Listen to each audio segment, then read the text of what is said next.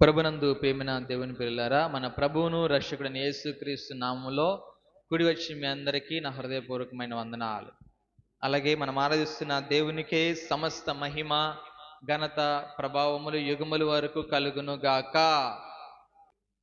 ఎఫెసీయులకు రాసిన పత్రిక 4వ అధ్యాయము 27వ వాక్యంలో అపవాదికి చోటు ఇయ్యకుడి. దేవుని మాట సెలవిస్తుంది, అపవాదికి చోటు ఇవ్వద్దు. అపవాది అంటే సాతాను. ఎవరమ్మా? ఎవరు? సాతాను. సాతానుకి చోటు ఇవ్వద్దు అంటున్నాడు బైబిల్. దేవుని వాక్యం సెలవిస్తుంది, అపవాదికి చోటు ఇవ్వద్దు. ఎక్కడ చోటు ఇవ్వద్దు అని అంటే, మన మనసులో చోటు ఇవ్వకూడదు, మన గృహములో చోటు ఇవ్వకూడదు. వాడికి చోటు ఇస్తే ఏమవుద్దంటే కుటుంబాలు నాశనం అయిపోతాయి, జీవితాలు నాశనం అయిపోతాయి. ప్రియమైన దేవుని పిల్లరా, అసలు అపవాది మనుషుల్లోకి ఎలా చొరబడతాడు? అపవాది మనుషుల్లో చోటు సంపాదించడానికి ఎలాగా ప్రవేశిస్తాడు అనంటే, ఆడికి కొన్ని దుర్గుణాలు ఉన్నాయి. ఏమున్నాయి? దుర్గుణాలు అంటే చెడ్డ గుణాలు. ఏ గుణాలు? చెడ్డ గుణాలు ఉన్నాయి. ఏంటి ఆ చెడ్డ గుణాలు అని అంటే, యోహాను సువార్త 8వ అధ్యాయము 44వ వాక్యంలో, మీరు మీ తండ్రియగు అపవాది సంబంధులు, మీ తండ్రి దురాశలు నెరవేర్చగోరుచున్నారు, ఆది నుండి వాడు నరహంతకుడు. ఎవరట? నరహంతకుడు. సత్యమందు నిలిచిన వాడు కాడు. సత్యమందు నిలిచిన వాడు కాదు, వానియందు సత్యమే లేదు. తర్వాత వాడు అబద్ధమాడునప్పుడు తన స్వభావము అనుసరించియే మాట్లాడును, వాడు అబద్ధికుడును అబద్ధమునకు జనకుడనై ఉన్నాడు. అబద్ధమునకు జనకుడు, అబద్ధమునకు తండ్రి. అబద్ధం పుట్టిందే వాడి దగ్గర నుండి. మొదటిగా వాడికి దురాశలు ఉన్నాయి. ఏమున్నాయి? ఏమున్నాయి? దురాశలు ఉన్నాయట. ఆ దురాశలు ఎవరితో నెరవేర్చుకుంటాడు అని అంటే, మనతో నెరవేర్చుకుంటాడు. మన దగ్గరకు వచ్చి మనలో చొరబడి మన దగ్గర చోటు సంపాదించి వాడుకున్న దురాశలు మన ద్వారాగా చేస్తాడనమాట. ఒకటి, వాడిలో ఏముంది? దురాశ ఉంది. ఇదొక చెడ్డ గుణం. తర్వాత వాడు నరహంతకుడు. ఎవరట? ఎవరు నరహంతకుడు అంటే? మనుషుల్ని చంపేసే స్వభావం. మనుషుల్ని చంపేసే స్వభావం. తర్వాత ఆడికి సత్యం ఉండదట. ఆయన దగ్గర ఏముండదు? సత్యమే ఉండదట. సత్యమందు నిలిచిన వాడు కాదు, వాడిలో సత్యమే లేదు. సత్యం ఉండిద్దా? సాతానులో సత్యం ఉండిద్దా? ఏ రోజైనా వాడు నిజం చెప్పడు. ఏ రోజైనా వాడు నిజం చెప్పడు. ఉన్నది ఉన్నట్లు చెప్పడు. ఉన్నది లేనట్లుగా, లేనిది ఉన్నట్లుగా కలిపి చెప్తాడు. తర్వాత వాడు అబద్ధమునకు జనకుడట. అబద్ధమే పుట్టింది వాడి దగ్గర నుండి. మరి వాడిలో ఉన్న ఈ దురాశలన్నిటినీ ఏం చేస్తాడంటే, ఎప్పుడైతే మనము వాడికి చోటిస్తామో వాడు మనలో చొరబడి ఆ దురాశలు నెరవేరుస్తాడు. ఇప్పుడు కయ్యను అని ఒక అతను ఉన్నాడు బైబిల్లో. అతను వాళ్ళ తమ్ముడు ఇద్దరు కలిసి దేవునికి అర్పణ తీసుకొచ్చారు. తెచ్చారా? ఒక ఆయనేమో మంచిగా ఉన్న గొర్రె పిల్లని తీసుకొచ్చాడు, ఇంకొక ఆయనేమో మిగిలిపోయినాయి లేకపోతే పనికిరానివి అలాంటి ఒక ధాన్యాన్ని తీసుకొచ్చాడు. ఈ రెండిట్లో దేవుడు బలిగా దేన్ని స్వీకరించాడు అంటే, హెబేలు తెచ్చిన అర్పణ ఏదైతే ఉందో, గొర్రెపిల్ల శ్రేష్టమైనది, దాన్ని దేవుడు స్వీకరించాడు, బలిగా స్వీకరించాడు. ఈ కయ్యను తెచ్చింది స్వీకరించలా. అప్పుడు అతనికి కోపం వచ్చింది. ఏమొచ్చింది? కోపం వచ్చి ఏం చేశాడంటే, అతని తమ్ముడి మీద పడి రాయి తీసుకొని ఆయన కొట్టి చంపేశాడు. కొట్టి చంపేశాడు. నరహత్య చేశాడా? నరహత్య ఎవరి స్వభావం అని చెప్పాను ఇక్కడ? అపవాది స్వభావం. అంటే ఇప్పుడు కయ్యను ఎవరికి చోటిచ్చాడు అమ్మా? కయ్యను ఎవరికి చోటిచ్చాడు? అపవాదికి చోటిచ్చాడు. అపవాదికి చోటిచ్చి ఏం చేశాడంటే తమ్ముణ్ణి, సొంత తమ్ముణ్ణి తోడబుట్టాడు, అతని తర్వాత పుట్టాడు, రక్త సంబంధి. అర్థమైందా? అతన్ని ఏం చేశాడనంటే ఆ అపవాది చోటు ఇవ్వటం వలన సొంత తమ్ముణ్ణి చంపేశాడు. చంపేసిన తర్వాత ఏం జరిగింది అనంటే కయ్యన్ని దేవుడు శపించాడు. ఏమని శపించాడనంటే నువ్వు దేశ దిమ్మరివైపోతావు. ఏమైపోతావు? దేశ దిమ్మరివి అయిపోతావు అని చెప్పేసి దేశం మీద పడి తిరుగుతున్నాడు. ఇక ఆయన ఒక చోట నికరంగా ఉండడు, మతి స్థిమితం సరిగ్గా ఉండదు. ఇప్పుడు సాతాను ఎలా మనల్ని ప్రలోభ పెడతాడు, ఎలాగ మనల్ని లొంగ తీసుకుంటాడంటే ఇది చెయ్యొచ్చు, చేస్తే నీకేమీ కాదంటాడు. దొంగతనం చేయొచ్చు, దొంగతనం చేస్తే నిన్ను ఎవరేమీ చేయరు. దొంగతనం చేస్తే నీకు డబ్బులు ఈజీగా కష్టపడకోకుండా వస్తాయి, నువ్వు సుఖపడొచ్చు అని చెప్తాడు. ఇది నిజమేనా? ఇది సత్యమేనా ఏమా? సత్యమేనా? ఇది దొంగతనం చేయొచ్చా? కానీ దాన్ని ఎలా చెప్తాడంటే ఇది చెయ్యొచ్చు, చేసినా ఎటువంటి ఇబ్బంది ఉండదు అన్నట్లుగా చెప్పి దొంగతనం చేసిన తర్వాత పట్టుబడితే ఏమిటి పరిస్థితి? దొంగతనం చేసిన తర్వాత పట్టేసుకుంటే పరిస్థితి ఏంటి? దేహశుద్ధి చేస్తారా చేయరా? దేహశుద్ధి.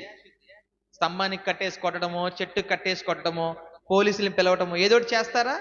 చేసి దొంగను ఏం చేస్తారు? శిక్షిస్తారు. సాతాను ఏం చెప్తున్నాడు? నరహత్య చెయ్యొచ్చు అని చెప్తాడు.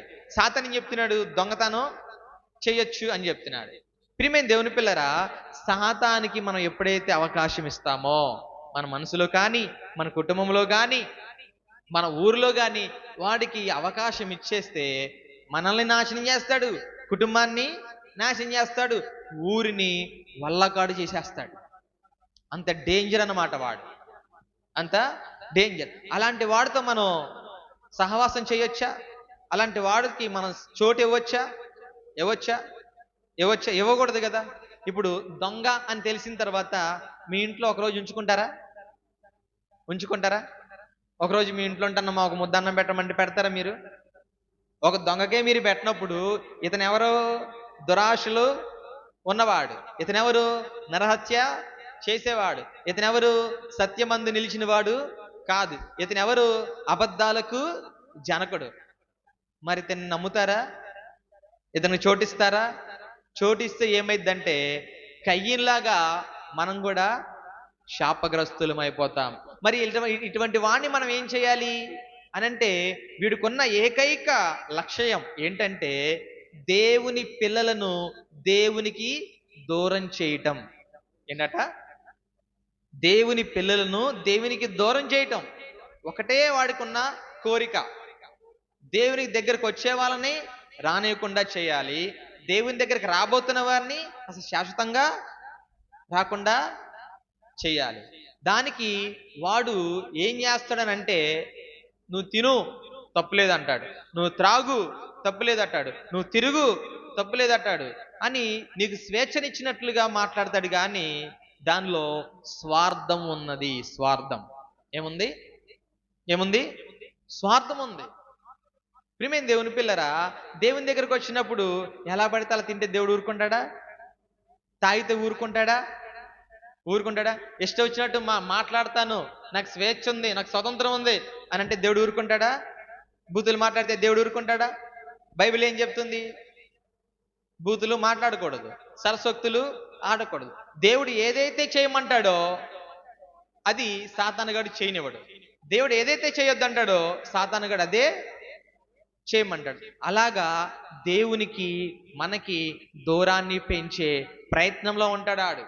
నువ్వు ఎప్పుడు దొరుకుతావా, ఎప్పుడు అవకాశం ఇస్తావా నీ దగ్గరకు వచ్చి కూర్చుందామని ఎదురు చూస్తా ఉంటాడు. నువ్వు వాడికి చోటు ఇచ్చావు అనుకోండి, ఏమైపోద్దానంటే మనల్ని వాడి మాయలో ముంచేస్తాడు. ప్రియమైన దేవుని పిల్లరా, మనము ఎట్టి పరిస్థితుల్లో కూడా అపవాదికి చోటు ఇవ్వకూడదు. అపవాదికి చోటు ఇచ్చిన వాళ్ళు ఏమైపోయారు అనేది చూద్దాం. అపవాదిని ఎదిరించిన వాళ్ళు ఏమైపోయారో కూడా చూద్దాం.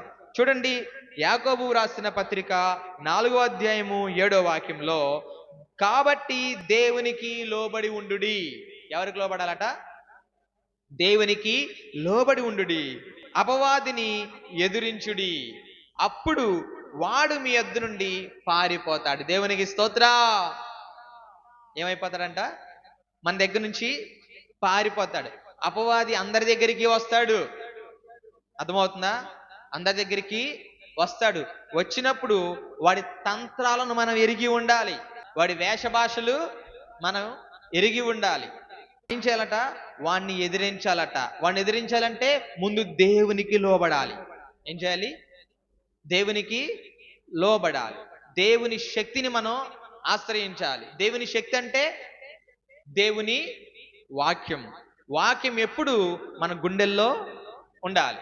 వాక్యం ఎప్పుడు మన హృదయంలో ఉండాలి. వాక్యం మనకి గుర్తున్నప్పుడు, వాక్యం మనకి తెలిసినప్పుడు సాతాన్ని ఎదిరించే శక్తి మనకు వస్తుంది. ప్రియమైన దేవుని పిల్లరా, ఇక్కడ సాతానుని ఎదిరించాలి. ఎదిరించకపోతే ఏమైపోతుంది? ఎదిరించకపోతే ఏమవుతుంది అని అంటే, దేవుడు ఈ సృష్టిని సృజించిన తరువాత ఆదామును హవ్వను ఇద్దరిని చేశాడు. చేసి ఈ తోటలో ఉన్న చెట్ల ఫలములన్నీ మీరు తినండి, కానీ ఒక చెట్టు మాత్రం దాని జోలికి మీరు వెళ్ళొద్దు, ఒకటే తినొద్దు, మిగతా అన్నీ తినండి అని అన్నాడు. కానీ హవ్వ ఏం చేసిందంటే, ఒకానొకసారి సాతాను హవ్వను ప్రేరేపించింది. ఎవరిని ప్రేరేపించింది? సాతాను హవ్వను ప్రేరేపించింది. ఈ పండును దేవుడు తినొద్దని నీతో చెప్పాడా అని. అబద్ధాన్ని నిజాన్ని అబద్ధంగా మాట్లాడతాడు కదా వాడు.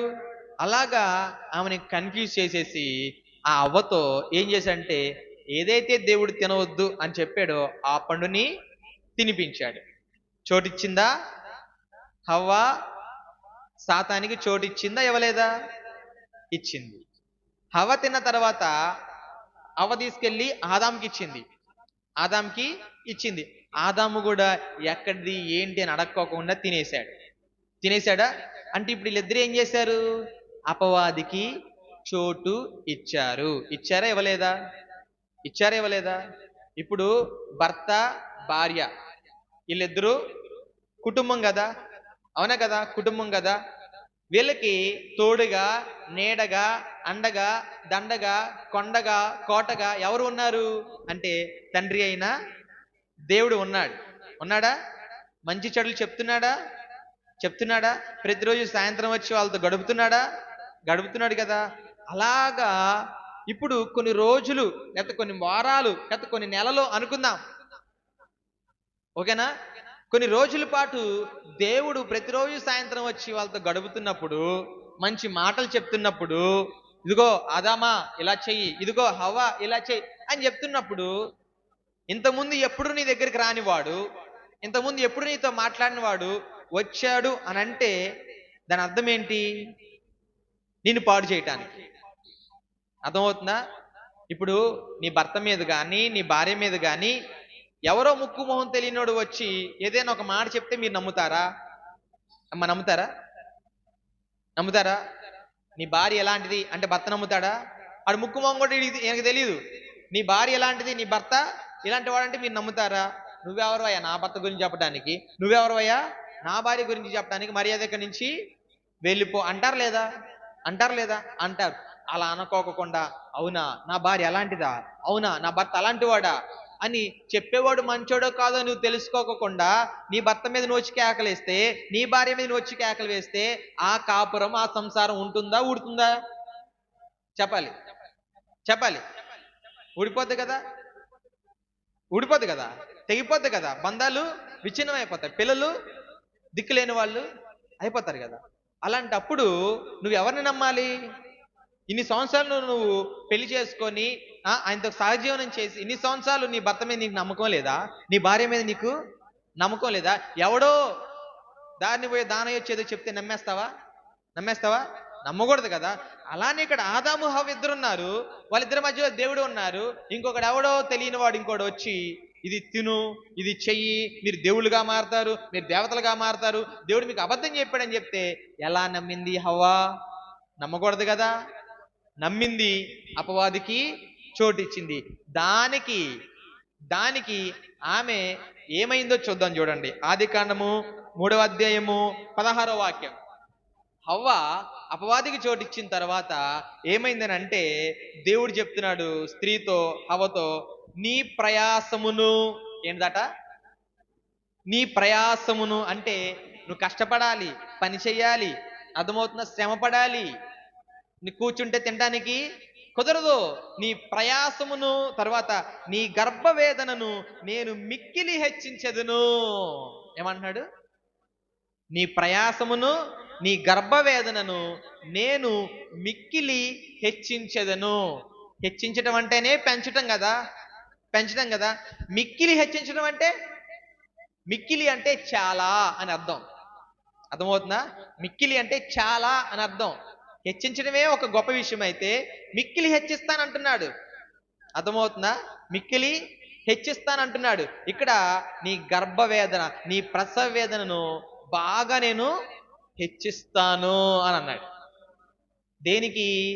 అపవాదికి చోటిచ్చింది కాబట్టి. తర్వాత వేదనతో నీవు పిల్లల్ని కంటావు. ఎలాగంటావు అంటే, అంతకుముందు దేవుడు ఆ ప్రసవ వేదనను అలా చేయలా. పిల్లలు పుట్టే ఆ క్రమాన్ని దేవుడు వేదనతో ఉంచలా, దేవుడు ప్రయాసతో ఉంచలా. ఎలా ఉంచాడంటే, నాకు తెలియగానే ఉంచుంటాడు. తెలిసి నీ బిడ్డలు నువ్వు కష్టాన్నిలో నెట్టేస్తావా? నష్టంలో నెట్టేస్తావా? బాధల్లో నెట్టేస్తావా? నెట్టేవి కదా. మరి దేవుడు కూడా కావాలని ఎందుకు చేస్తాడు? వాళ్ళకి ఆకాశమంతా పందిరేశాడు. భూమిని పెళ్లి పీటలుగా చేసి అంగరంగ వైభవంగా వాళ్ళు పెళ్లి చేస్తే, దేవుడు వాళ్ళు తిరిగి దేవుడికి ఇచ్చిన కానుకేంటి? నమ్మక ద్రోహం. ఏం చేశారు? దేవుడికి వెన్నుపోటు పొడిచారు. అపవాదికి చోటిచ్చి ఏమైపోయారంటే, హవ్వ జీవితం శాపగ్రస్తమైపోయింది. అందుకే అపవాదికి మీరు చోటు ఇవ్వద్దు. ఆదాము కూడా చోటిచ్చాడుగా. ఆదాము కూడా చోటిచ్చాడా? ఇచ్చినప్పుడు ఆదాము ఏం చేశాడు? ఆదాముని ఏమని చేశాడంటే, చూడండి, నేను తినవద్దన్న పండును తిన్నావు గనుక, అపవాదికి చోటిచ్చావు గనుక నీ నిమిత్తము నేల శపింపబడి ఉన్నది. ఏంటట? ఎవరి నిమిత్తం ఏమి శపింపబడింది? మనిషి నిమిత్తం, ఆదాము నిమిత్తం భూమి, నేల శపించబడింది. ప్రయాసతో నీవు బ్రతుకు దినములన్నీ దాన్ని పంట తింటావు. అంతకుముందు వాళ్ళ పరిస్థితి ఏంటి చెప్పనా? విత్తనం వేయాలని లేదు, నీళ్లు పెట్టాలని లేదు, ఎరువు వేయాలని లేదు, పంట కొయ్యాలని లేదు, ఆరబెట్టాలని లేదు. ఏం చేశారు అంటే, చెట్టు కాయలు తెంపుకోవటం తింటాం. ఇక్కడ అపవాదికి చోటిచ్చిన తరువాత ఏమంటున్నాడంటే, నీవు బ్రతుకు దినములన్నీ ప్రయాసముతోనే నీ దినములను గడపాలి. చూడండి తర్వాత, అది ముండ్ల తొప్పలను గచ్చ పొదలను నీకు మొలిపించును. మొలిపిస్తుందా? ఇప్పటికీ భూమి మొలిపిస్తుందా? మీరేమేస్తారు? నారేస్తారు. నారులో కలుపు కూడా తిరిగి మొలుతుందా? కలిసి కలుపు కూడా మీరు ప్రత్యేకంగా విత్తనాలను వేస్తున్నారా? ఎయిరిగా వేస్తున్నారా? ముళ్ళ తొప్పలట గచ్చ పొదలు నీకు మొలిపించిద్ది అని శపించాడా? అదే అపవాదికి చోటు ఇవ్వకపోతే ప్రయాసపడాల్సిన అవసరం లేదు. అవునా? ప్రయాసపడాల్సిన అవసరం లేదు. ప్రియమైన దేవుని పిల్లరా, చెమట కార్చాల్సిన అవసరం ఉండేది కాదు. కేవలం ఇక్కడ అపవాదికి చోటు ఇవ్వటం బట్టి ఏమైంది అని అంటే, హవ్వ ప్రయాసపడాల్సి వచ్చింది. హవ్వ గర్భవేదన మిక్కిలి దేవుడి హెచ్చించాడు.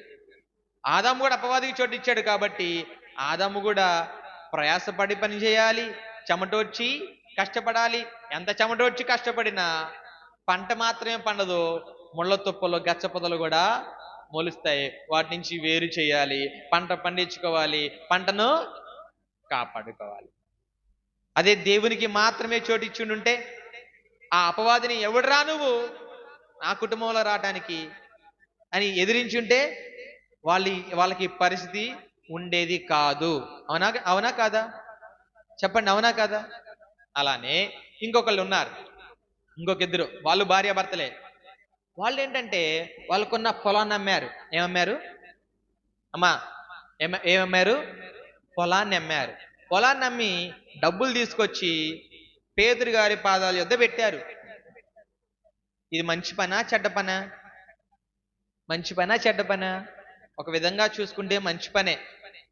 కానీ కానీ ఇక్కడ ఏం జరిగిందంటే మంచి పని చేసినప్పటికీ కూడా వాళ్ళు అపవాదికి చోటు ఇచ్చారు. ఏంటనంటే పొలం అమ్మిన డబ్బులో సగం దాచిపెట్టుకొని సగం పేతురు దగ్గర తెచ్చాడు. తెచ్చిన తర్వాత పేతురు అడుగుతున్నాడు, అననీయ, నీ భూమిని అమ్మినప్పుడు నీకు వచ్చింది ఇంతేనా అని అడిగాడు. అని అడిగితే అతను అవును ప్రభువా ఇంతే వచ్చింది అన్నాడు. ఎందుకు మీరు ఇలాగ అబద్ధాలాడుతున్నారు? అపవాదికి మీరు ఎందుకు చోటు ఇచ్చారు? నీ భూమి అమ్మితే ఆ డబ్బులు నీయే కదా. ఇవ్వమని నేను అడిగానా? అడగలేదు కదా. సంఘం ఏమన్నా ఇవ్వమని నిన్ను అడిగారా? పొలం అమ్మి ఇవ్వమని నిన్ను అడిగారా? అమ్ముకున్నావు, ఆ డబ్బులు నీ దగ్గర ఉంచుకోవచ్చు కదా. లేకపోతే సగం తెచ్చావు, సగం తెచ్చినప్పుడు సగం తెచ్చినా నువ్వు చెప్పొచ్చు కదా. దేవుని శోధించడానికి మీరు ఎందుకు సాతానికి చోటు ఇచ్చారు అని మాట్లాడుతూనే ఉన్నాడు. అననీయ ప్రాణం విడిచి చనిపోయాడు. పొలం అమ్మటం మంచి విషయమే, దేవునికి కానుక ఇవ్వటం మంచి విషయమే. కానీ ఇక్కడ పొలం అమ్మాడా కానుక తెచ్చాడా అన్నది విషయం కాదు. అబద్ధమాడాడు. ఎందుకు? డబ్బు చూడంగానే వాళ్ళకి ఆశ పుట్టింది. ధనాపేక్ష సమస్త కీడులకు మూలము. వాక్యం గుర్తుందా? మీకు గుర్తుందా? ఇప్పుడు డబ్బులు వచ్చినప్పుడు భార్యాభర్త ఇద్దరు కలిసి మాట్లాడుకుని ఉంటారు. మాట్లాడుకోరా? డ్వాక్రా వచ్చింది అనుకుందాం, మీరు మాట్లాడుకోరా? ఈ ₹1,00,000 వచ్చింది, ఏం చేద్దాం అని మాట్లాడుకొని 4-5 సార్లు ఆలోచించుకొని ఏదో ఒకటి చేస్తారు. ఇప్పుడు వీళ్ళు పొలం అమ్మిన పని ఏంటంటే ఆ డబ్బులన్నీ తీసుకొచ్చి అపోస్తుల పాదాల దగ్గర పెడితే దేవుని సువార్త సేవలో వాడతారు. వాటిని ఇవ్వచ్చు, ఇవ్వకపోవచ్చు, వాళ్ళ ఇష్టం అది. కానీ పొలాన్ని అమ్మిన తర్వాత సగం దాచిపెట్టుకొని సగం తెచ్చారు కదా, అది తప్పు కాదు. ఇక్కడికి పేతురు దగ్గరకు వచ్చిన తర్వాత ఎంతకి అమ్మావు అని అడిగినప్పుడు పేతురు గారు, అయ్యా ఇంతకు అమ్మాం, ₹1,00,000 అమ్మాం, 50,000 మాకు బాకీలు ఉన్నాయి, 50,000 మేము తినడానికి ఉంచుకున్నాం, ఇదిగో 50,000 తీసుకొచ్చాం అని అంటే ఆయన ప్రాణం ఉండేది. అర్థమవుతుందా? ఏం చేశారంటే అబద్ధమాడాడు. ఎవరితో? మనుషులతో కాదు, దేవునితో అబద్ధమాడి ప్రాణాలు కోల్పోయాడు. ఇంచుమించు 3 గంటలైంది. భార్య అనుకుంటుంది భర్త వెళ్ళాడు, ఇంతవరకు రాలేదు, అక్కడ ఏం జరిగిందో ఏంటో, ఏం చెప్పాడో ఏంటో అని చెప్పి భార్య కూడా వెళ్ళి పేతురు గారిని, మా ఆయన వచ్చాడా అని అడగబోతుంటేనే మీరు భూమిని ఎంత కమ్మారు అని అడిగాడు. ఆయన మీకు చెప్పలేదా ఆయన ఎంత కమ్మి ఉంటే అంతకే అమ్మేమని? ఆమె కూడా అబద్ధం ఆడటానికి ప్రయత్నించింది. ఎందుని శోధించటానికి మీ ఇద్దరు ఏకమయ్యారు అని చెప్పేసి నీ భర్తని మోసుకెళ్ళిన పాదాలు ఇక్కడే ఉన్నాయి అని అనేలోపే ఆమె కూడా ప్రాణాలు కోల్పోయింది. చూసారా?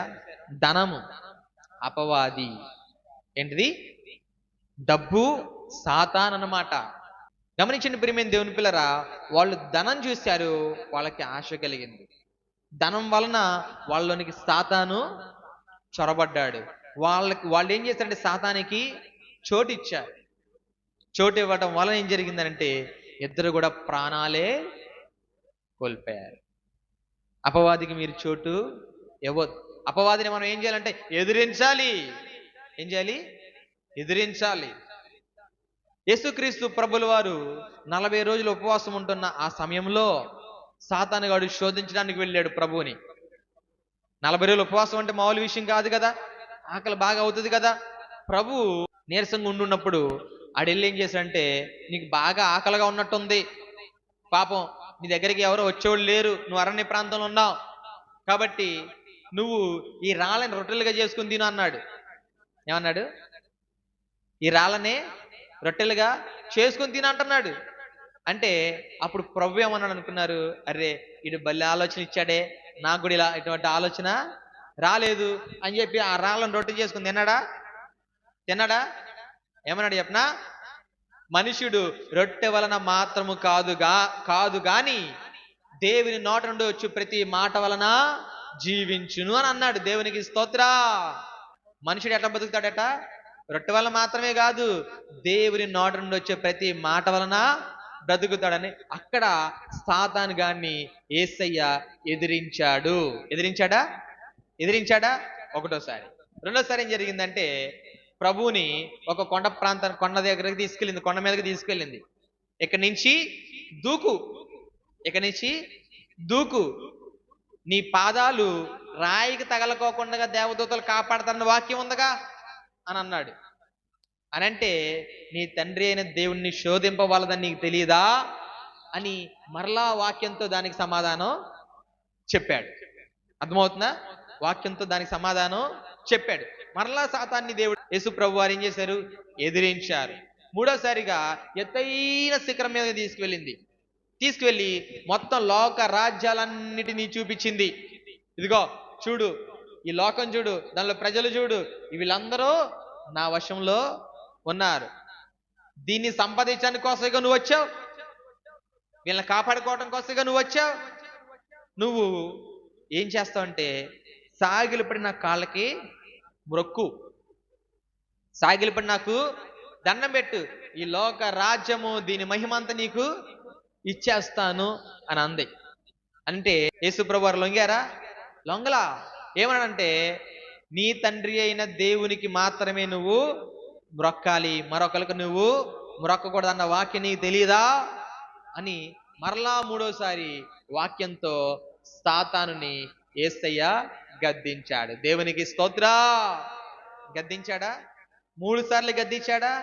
నీ దగ్గర కూడా వాడు వస్తాడు. అన్నయ్య సఫీరా దగ్గరికి వెళ్ళాడా? ఆదాం హవ్వ దగ్గరికి వెళ్ళాడా? కయ్యిన్ దగ్గరికి వెళ్ళాడు కదా. ఏమైపోయింది? వాళ్ళు ఎదిరించలేకపోయారు, వాళ్ళు జయించలేకపోయారు. కాబట్టి కయ్యిన్ ఏమైపోయాడంటే దేశదిమ్మరైపోయాడు. హవ్వ ఆదాములు ఏమైపోయారంటే శాపాన్ని అనుభవించారు. అన్నయ్య సఫీరాలు ఏమైపోయారంటే ప్రాణాలు కోల్పోయారు. అపవాదిని ఎదిరించక అపవాదికి చోటిచ్చి వాళ్ళు కోల్పోయారు. ఒక ఇద్దరేమో ప్రాణాలు కోల్పోయారు, ఒక ఇద్దరేమో శాపాన్ని కొని తెచ్చుకున్నారు, ఒకడేమో దేశదిమ్మరి అయిపోయాడు. మరి యేసుక్రీస్తు ప్రభుల వారు సాతాన్ని ఎదిరించి జయించాడా లేదా? జయించాడా? మరి ఆయనకిలాగా మనము కూడా ఎలా ఉండాలి? వాక్యాన్ని మనసులో ఉంచుకోవాలి. ఎట్టి పరిస్థితులు మనం సాతానికి లొంగకూడదు, వాడి ప్రలోభాలకి లొంగకూడదు, వాడికి ఎట్టి పరిస్థితులు మనం చోటు ఇవ్వకూడదు. చూడండి ప్రియమైన దేవుని పిల్లరా, కొరింథీయులకు రాసిన 2వ పత్రిక 2వ అధ్యాయము 11వ వాక్యంలో, సాతాను తంత్రములను మనము ఎరుగని వారము కాము అని అంటున్నాడు. సాతాను తంత్రాలు మనం ఎరుగని వారము కాము. వాడి తంత్రాలు మనకి తెలుసు, వాడు ఎలా వస్తాడో తెలుసు, ఏమేమి ఎరలేస్తాడో మనకి తెలుసు. ఈ రోజుల్లో వాడు వేసిన ఎరలేంటో తెలుసా? తినమంటాడు, తాగమంటాడు, ఇష్టం వచ్చినట్టు మాట్లాడమంటాడు, సెల్ ఫోన్ చేతికి ఇచ్చేశాడు. అర్థమవుతుందా? సినిమాలు, సీరియళ్ళు. ప్రియమైన దేవుని పిల్లరా, ఇవన్నిటిని వాడు మనకి ఉచ్చుగా బిగించాడు. దేనిలో పడిపోతామా అని ఎదురు చూస్తా ఉన్నాడు. మనోళ్ళు ఏం చేస్తున్నారు? దొరికిందే అని తింటా ఉన్నారు, దొరికిందే అని తాగుతా ఉన్నారు. అవునా కదా? సెల్ ఫోన్లో తల పెడితే మళ్ళీ బయటికి తల రాదు. అవునా కదా? సెల్ ఫోన్లో చిన్నపిల్లలు కావచ్చు, పెద్దలు కావచ్చు, ముసలు కావచ్చు, ముతకలు ఎవరు చూడండి, ప్రతి ఒక్కరి దగ్గర సెల్ ఫోన్ ఉంటానే ఉంటది. అవునా? ఫోన్లు చూస్తానే ఉంటారు. అదొక వల, అది కూడా సాతానికి చోటు ఇవ్వటమే. సాతానికి చోటు ఇవ్వటం వలన కుటుంబాల్లో ఉన్న శాంతి, సమాధానం, నెమ్మది కోల్పోతాం. సాతానికి చోటు ఇవ్వటం వలన ఏంటి, మనమే మనల్ని కోల్పోతాం. సాతానికి చోటు ఇవ్వటం వలన కుటుంబాలనే కోల్పోతాం. సాతాన్ని మెల్లగా చొరబడతాడు, వ్యభిచార రూపంలో చొరబడతాడు. ప్రియమైన దేవుని పిల్లరా, ఒక ఇల్లు ఉంది, భార్యాభర్తలు ఉన్నారు. వాళ్ళిద్దరి మధ్యలో ఇంకొకటి ఎంటర్ అయిపోయాడు. ఆమెను లోబరి చేసుకున్నాడు, ఆమె ఈడికి లోబడిపోయింది. కొన్నాళ్ళు సాగించారు. తప్పు ఎప్పటికైనా బయటపడుకోకుండా మానదు కదా, తప్పు ఎప్పటికైనా బయటపడిపోద్ది. బయటపడిపోయిన తర్వాత ఏం జరిగిద్ది? అల్లరి పాలైపోతాయి, కుటుంబాలు చల్లా చెదురు అయిపోతాయి. ఇప్పుడు అక్రమ సంబంధాల కేసుల్లో ఎంతమంది భార్యలు, ఎంతమంది భర్తల్ని చంపేయలేదు మీరు చెప్పండి? ఒక భార్య ఏం చేసిందంటే వాణ్ణి చంపేసి ముక్కలు ముక్కలుగా నరికేసి ఒక డ్రమ్ము కొనుక్కొచ్చి డ్రమ్ములో పెట్టేసి దానిలో ఏం పోసింది? సిమెంట్ పోసింది. అవునా? అవునా? ఒక భర్త ఏం చేసిండు, ఒక భార్యని ముక్కలు ముక్కలుగా నరికేసి కుక్కర్లో ఉడకబెట్టాడు. అవునా? అవునా? మొన్న ఈ మధ్య ఒక అమ్మాయిని ప్రేమించి పెళ్లి చేసుకున్నాడు. వాళ్ళిద్దరి మధ్య ఎటువంటి గొడవలు అయినాయో తెలియలే కానీ 5 నెలల గర్భిణిని కత్తితో పొడిచి పొడిచి చంపేశాడు. సాతానికి చోటు ఇవ్వటం వలన ఏంటి, ప్రాణాలు కోల్పోతున్నారు. ప్రాణాలు తీసిన వారు ఏమైపోతున్నారు? కయ్యని దేశదిమ్మరైపోయినట్లుగా వీళ్ళు కూడా జైలు పాలు అయిపోతున్నారు. ప్రియమైన దేవుని పిల్లరా, సాతాను ఏం చేస్తాడు? ఆడి పని ఏంటంటే నిన్ను దేవునికి దూరం చేయాలని వాడి పని. నువ్వు మందిరానికి రావడం వాడికి ఇష్టం లేదు, దేవుని మాటలు వినటం వాడికి ఇష్టం లేదు. ఎందుకంటే ఈ మాటలు విన్న ప్రతి ఒక్కరూ మారక తప్పదు. దేవునికి స్తోత్ర. ఇది జీవము నసిగిన మాటలు, ఇవి బ్రతికించే మాటలు, ఇవి ఓదార్చే మాటలు. ఇవి ఈ మాటలు మనకి బైబిల్లో తప్ప ఇంకెక్కడా దొరకవు. అర్థమవుతున్న ప్రియమైన దేవుని పిల్లరా? బైబిల్లో తప్ప ఎక్కడా దొరకవు. దేవుడు నిన్ను నన్ను ప్రేమించి ఈ కృప మనకి ఇచ్చాడు. ఈ కృపను మనం గట్టిగా పట్టుకోవాలి. ఎట్టి పరిస్థితులు మనం దేవునికి దూరం అవ్వకూడదు. దూరం అయిపోయామా, దేవుడే మనల్ని కాపాడకపోతే మనుషులు మనల్ని కాపాడలేరు. సాతానుగాడికి దయ, దాక్షిణ్యం, జాలి, కరుణ ఏమీ ఉండవు. నువ్వు నశించిపోతుంటాడు చూసి ఆనందిస్తాడు, నువ్వు కృంగిపోతుంటాడు చూసి ఆనందిస్తాడు, నువ్వు కృషించిపోతుంటాడు చూసి ఆనందిస్తాడు. నీవు నిస్సహాయ స్థితిలో ఉన్నప్పుడు వాడు నవ్వుతాడు, పైచాచిక ఆనందాన్ని వాడు అనుభవిస్తాడు. కాబట్టి మనము అపవాదికి చోటు ఇవ్వకూడదు. ఇచ్చామా ఆడు చొరబడతాడు, చొరబడి మనల్ని పాడు చేస్తాడు, మన ద్వారా ఇతరుల్ని పాడు చేస్తాడు. మనల్ని పాడు చేస్తాడు, మన కుటుంబాన్ని పాడు చేస్తాడు. మనం పాడు చేస్తాడు, మన ద్వారాగా గ్రామాన్ని పాడు చేస్తాడు. ఎలాగా అంటారా? ఒక్క నేర్చుకుని వస్తాడు.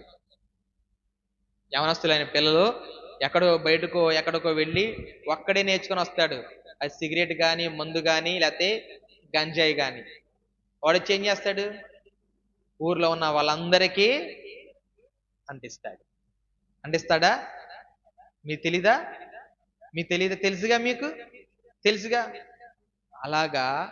అలాగా ఒక్క మనిషిని కాదు, ఒక కుటుంబాన్ని కాదు, ఒక ఊరిని కాదు, ఒక జిల్లాని కాదు, ఒక రాష్ట్రాన్ని కాదు, ఒక దేశాన్ని కాదు, ప్రపంచాన్ని వాడు గుప్పెట్లో పెట్టుకోవాలని ఈ రోజుల్లో ఎన్ని క్రొత్తగా అయిన వింత ఘోరాలు చేస్తున్నారు తెలుసా?